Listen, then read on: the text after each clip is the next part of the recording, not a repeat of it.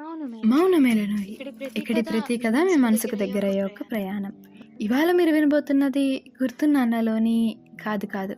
ఈసారి గుర్తు నాన్న సిరీస్ అయిపోయింది కాబట్టి థ్యాంక్ యూ నోట్ అనమాట. యాక్చువల్గా నేను పాడ్కాస్ట్ స్టార్ట్ చేసినప్పుడు నాకు సిరీస్లు కథలు రాయాలన్న ఆలోచన ఏం లేదు. బట్ అనే ఫైన్ డే అనిపించింది, why don't I start a series అని. ఆ మూమెంట్లో ఐఎమ్ హ్యావింగ్ ఎగ్జామ్స్, సో అవుతుందో లేదో అన్నట్లు ఆలోచిస్తూ ఉండే. Then I got a idea అనమాట.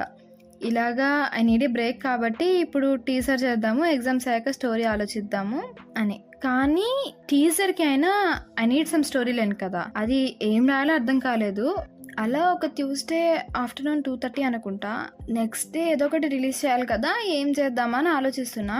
క్లాస్లో ఏదో ర్యాండమ్గా పాస్ట్ లైఫ్ అని గుర్తున్నానా అని ఒక మాట వచ్చింది. సో రాస్తే ఎలా ఉంటుంది అని.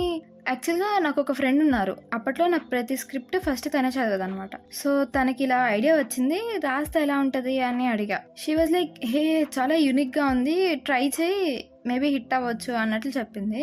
So with no idea, just ఇలా పాస్ట్ లైఫ్ అబ్బాయికి గుర్తుండదు, అమ్మాయికి గుర్తుంటుంది అన్నట్లు ఏదో ఒక టీజర్ లాగా రాసి రిలీజ్ చేస్తాను. అది అయ్యాక ఒక 2 months వరకు ఈ ఎగ్జామ్స్ వల్ల ఇంకా ఈ హడావిడి వల్ల పాడ్కాస్ట్ జోలికి వెళ్ళలేదు.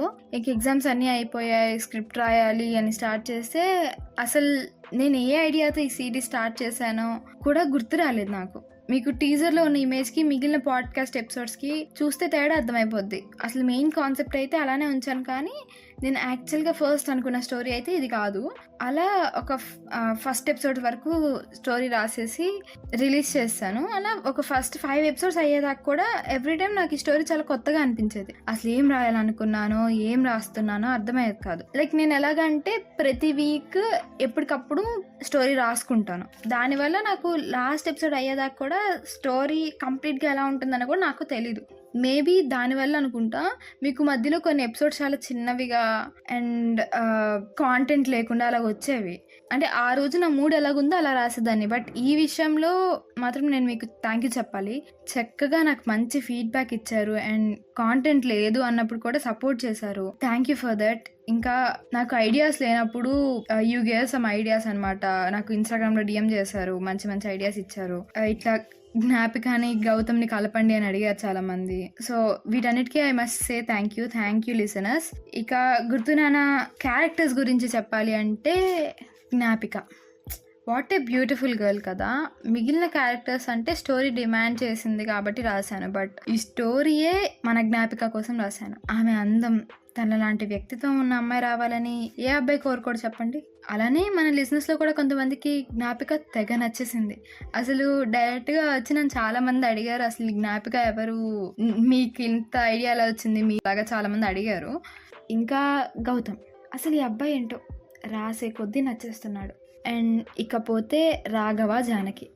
చాలామందికి జానకి రాఘవల కథ మొదలయ్యాకే మన గుర్తునాన్న సిరీస్ నచ్చిందట. చాలామంది చెప్పారు.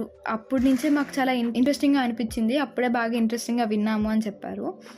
సో నెక్స్ట్ వచ్చేసి అర్జున్. యాక్చువల్గా అర్జున్ క్యారెక్టర్కి చాలా అన్యాయం చేశానని అంటున్నారు, కానీ అర్జున్ ఈ కథలో జస్ట్ ఒక పాసింగ్ క్లౌడ్ లాంటి అబ్బాయి. తనకంటే ఒక కథ త్వరలోనే రాద్దాం. అండ్ ఇంకా ఈ కథలో ఉన్న సపోర్టింగ్ క్యారెక్టర్స్ లైక్ చిత్ర, శృతి, ప్రియా ఇలాంటివన్నీ ఏదో ర్యాండమ్గా తీసుకొని రాసిన పేర్లే. అండ్ ఇంకా ఈ కథలో మనం చెప్పుకోవాల్సిన మెయిన్ సీన్స్ లైక్ పెళ్ళి దగ్గర రాఘవ జానకి చనిపోవడం, ఇవన్నీ ఏదో ర్యాండమ్గా స్టార్ట్ చేశాను అనమాట. Just I want to take this story into some emotional ride అనమాట. దానివల్ల స్టార్ట్ చేసి రాస్తుంటే గాట్ సమ్ ఫ్లో. ఓకే, ఇలా రాస్తే ఇంట్రెస్టింగ్గా ఉంటుందేమో, మేబీ బాగా నచ్చొచ్చు, జనం బాగా వాళ్ళు ఇంక్లూడ్ చేసుకుంటారు స్టోరీలో అనేసి రాయడం స్టార్ట్ చేశాను, రాశాను. అండ్ ఆ స్టోరీ ఆ ఎపిసోడ్కి బాగా రీచ్ కూడా వచ్చింది.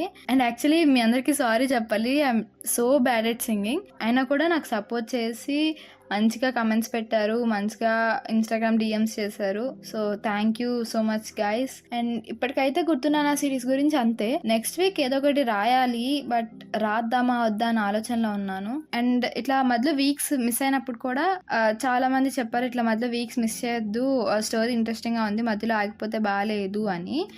అండ్ దానికి సారీ. ఈసారి నుంచి ఏ సిరీస్ అయినా స్టార్ట్ చేస్తే కంటిన్యూస్గా ఎపిసోడ్స్ వచ్చేలా చూస్తాను. అండ్ నెక్స్ట్ మీరు ఏం ఎపిసోడ్ వినాలనుకుంటున్నారో కూడా do let me know in the comment section or in my Instagrams. So Instagram page చాలామందికి రావట్లేదు అన్నారు. సో అదేంటంటే __ మౌనమేల్నోయి __ సో లేదంటే మీరు అమూల్య చోడిశెట్టి అనుకుంటున్నా కూడా మౌనమేల్నోయి పేజ్ వస్తుంది.